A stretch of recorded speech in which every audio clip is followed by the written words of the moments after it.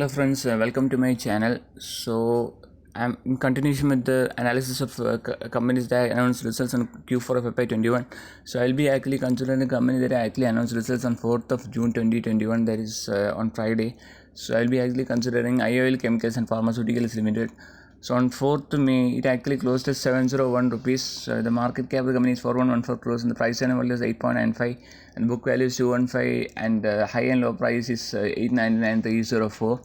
Return on capital is 68.9% and the return on equity is 56.9% and the face value is 10. So regarding this company, the IOL Chemicals is actually engaged in the manufacture and selling of APIs, bulk drugs and specialty chemicals. And if you see the corporate overview of that company, you can actually see in the website that it's actually innovation driven bulk drug intermediate and specialty chemical company. It's actually built on a profile history of progress and expansion over 3 decades, and they are actually steadily expanding their product portfolio with a pipeline of new products that will actually form their strong foundation for future growth. So they are actually in existence for 30 plus years and they have around 2000 plus workforce and they have 50 R&D employees. So they are primarily an API based pharmaceutical company with substantial manufacturing capacities that lend them the economies of scale and cost supremacy. They have extensive expertise in specialty chemicals, which produces the foundation for diversified growth opportunities and strengthens their business model. Their API portfolio comprises various therapeutic categories like pain management, anti-diabetic, anti-hypertensive, anti-convulsant, among others.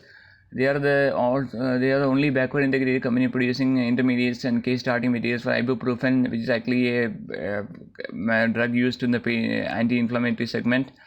In IOL, they actually pursue the highest standard of excellence across their entire value chain, and they actually maintain peak standards in operations, innovation, quality, and dedicated customer service, and it has enabled the company to be a market leader in the chosen areas. So regarding their different products, they have specialty chemicals and active pharmaceutical ingredients. So under API, so regarding their business segments, they are actually present in business overview. They are actually present in active pharmaceutical ingredients and specialty chemicals, and they are actually engaged in the manufacture, selling chemicals and bulk drugs.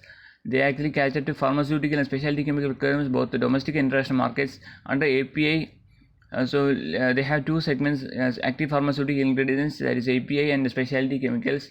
So under active pharmaceutical ingredients, they have a lot of products.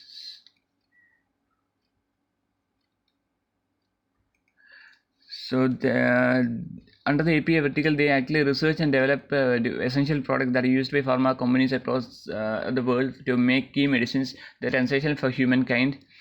So through their innovation-oriented, research-oriented development, they actually focus on generic format development. Further, the teamwork effortlessly. Their teamwork actually effectively produces cost-effective solutions, and they have a lot of API products. And if you see the current API portfolio IOL Chemicals, you can see that they actually manufacture Ibuprofen and Ibuprofen lysate, and that is actually conforming to the US Drug Regulatory Authority and European Drug Regulatory Authority and WHO Authority certifications.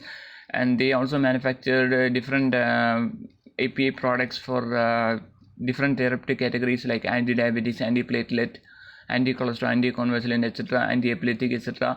Then they have a lot of API products under development, that is under anti-psychotic, anti-testis, anticoagulant, anti-inflammatory, anti-hypertensive, etc. And the current intermediate portfolio that includes a lot of products. So you can actually go to the website and see the details. And regarding their specialty chemical business, they have they actually manufacture ethyl acetate. Is actually manufactured from organic alcohol, which includes flexible packaging. Pharmaceutical is used in different industries like pharmaceutical packaging, food processing industry. So they also manufacture monochloric acetic acid, acetyl chloride, and isobutyl benzene. And regarding this particular product, that is ethyl acetate. So ethyl acetate is actually called as a green solvent because the greatest challenge faced in the chemical industry is environmental issues. That is, solvents are actually widely used in industries, and the ethyl acetate is actually called as a green solvent because it is environmentally very friendly. So the IOL actually started manufacturing ethyl acetate in 1996 with a capacity of 3,000 tons per annum. Today the capacity of the has increased to around 87,000 tons per annum, and the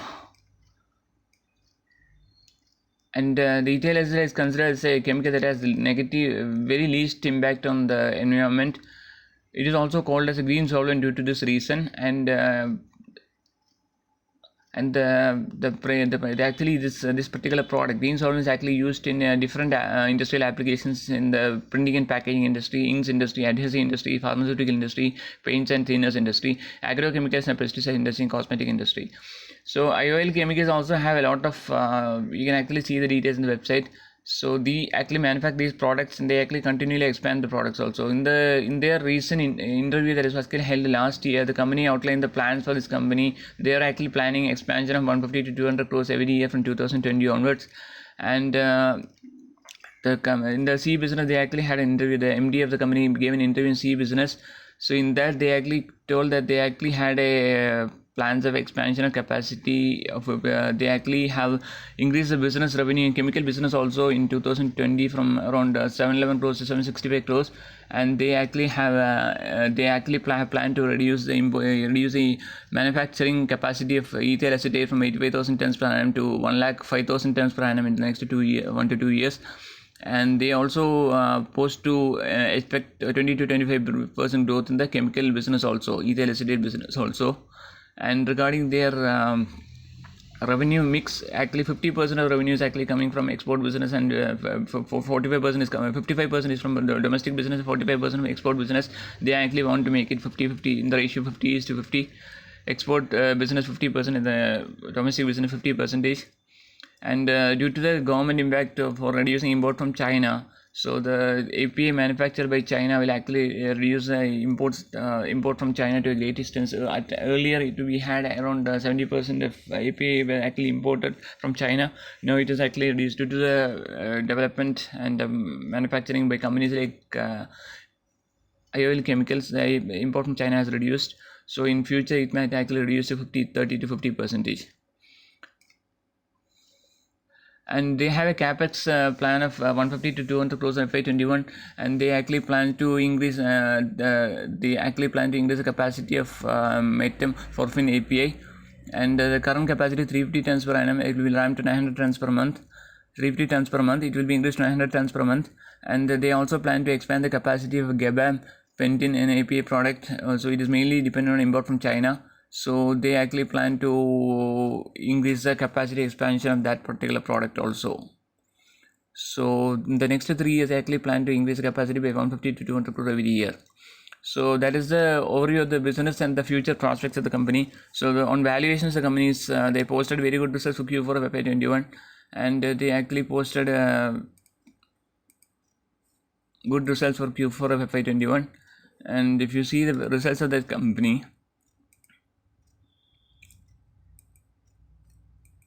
so they actually posted a sales of 460 crores for Q4 of FY21, and the total income 466 crores, and the net profit of around profit before tax of net profit of around 105 crores, and the profit after tax of 75 crores. The previous quarter it was 114 crores, and the previous quarter it was 114 crores on the sales of 520.82 crores. The EPS for the current quarter is around 11.76, and the previous quarter it was 19.54. And if you see the previous year, the total revenue was 1910 crores. This year is 1991 crores, and the total profit for the year is 444 crores as compared to 361 crores last year. And the current year EPS is around EPS is 76.121 as compared to 63.651 last year. So the reserves are at 1,201.72 crores, and the equity capital is just 58 crores. And the company is actually trading at just around 8 currently valuations of 701 rupees. It is trading at around 8-9 times FY21 EPS, which is a very very cheap as compared to many pharmaceutical and API companies that are actually trading in the market. So if you see the peers companies, Sun Pharma is actually trading around 50 times, 55 times. Dr. Reddy's is trading 45 times. Cipla is trading 31 times. Cadila is trading 28 times. Aurobindo is trading 10 times. And Torrent Pharma is 38 times. So it is one of the cheapest pharma companies, API companies actually trading in the market, trading at around 9 times Fy21 EPS. So if you see the quarterly results in the last 2 years, from September 2008, sales was just 288 crores. It improved 513 crores this year. And if you see the net profit was just 11 crores, it increased to 115 crores this year. So the net profit in the 2-year basis itself has grown from 11 crores to 115 crores. It was around 88 crores in the 2019 on sales of 449 crores.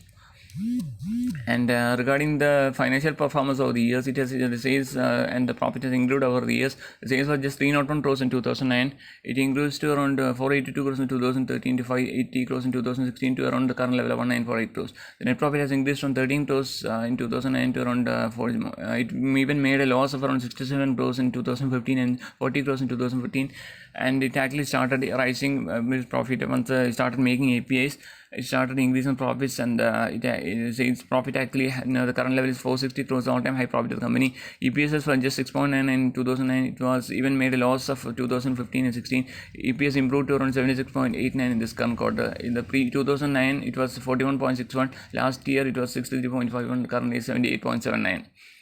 So regarding, it's actually a turnaround company. So if you see that it even made a loss of 67.40 crores in 2015 and 16, and once it started making APIs and ethyl acetate, its revenue started to increase, and it managed debt well also from the period 2015-16 onwards, and then actually improved it increased balance sheet, and now it's a debt-free company.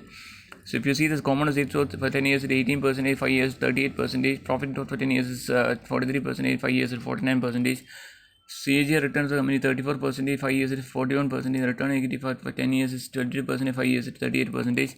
The balance sheet share capital is 59 crores currently, and the reserves are 1202 crores. So it reserves increased over the years from 79 crores in 2009 to 160 crores in 2015. It actually started rising, increase from 2019. It rose to 408 crores, and last year it was 747 crores and increased to 1202 crores. So the borrowings, borrowings were actually higher in 2015 and 16 onwards, when the borrowings were around 450 crores and the reserves were just 129 crores. Once it started increasing the results from 2018 onwards, the borrowing started to reduce, and it actually, the reserves increased much higher than the borrowings in 2019 onwards. Now it is a debt-free company. And regarding their shareholding pattern, promoters hold 43.69%, and the mutual public holding 50%, and the FIs actually increased the stake from 2020 onwards. Their current holding is around 5.96%. If you see the share price movement in the last 2 years, the share price 3 years, the share price was actually trading at just around 87 levels in 2018. It actually started rising once the results started to improve to around 120 levels in September, to around 160 levels in November, to around 190 levels in March 2019. It crossed 200 levels in June 2019. It actually was it had a correction to around 170 levels in December.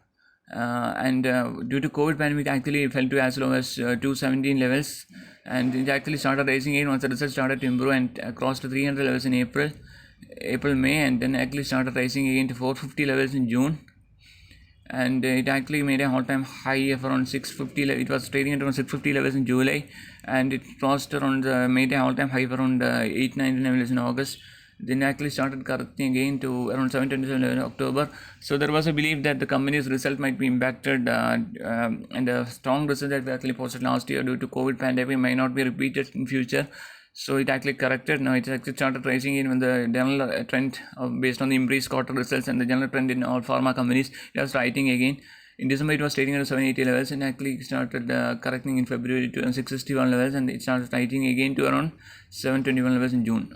Now it is actually trading at around 9 times Fy21 EPS. So it is a very attractive stock on the long-term basis, considering the earnings growth has repeated over the years and almost debt-free. So it can actually reward shareholders in terms of bonus issue once the results started to improve. And I'm actually expecting the company, based on the increased plans of expansion of 150 to 200 crores every year, I'm actually expecting the company to post rise in EPS. I'm actually expecting the company to post an EPS around 90 in the next year, 90 to 100 in the next 2 to 3 years, and the stock price can actually touch around 1000 to 1200 to, or even 1500 levels in the next 2 to 3 years. So this can be a multi-bagger stock for long term. If a risk-away investor can actually keep a stop loss, but I'm actually optimistic on the company for long term. I'm actually expecting this company to give good returns if earnings continue to grow in future.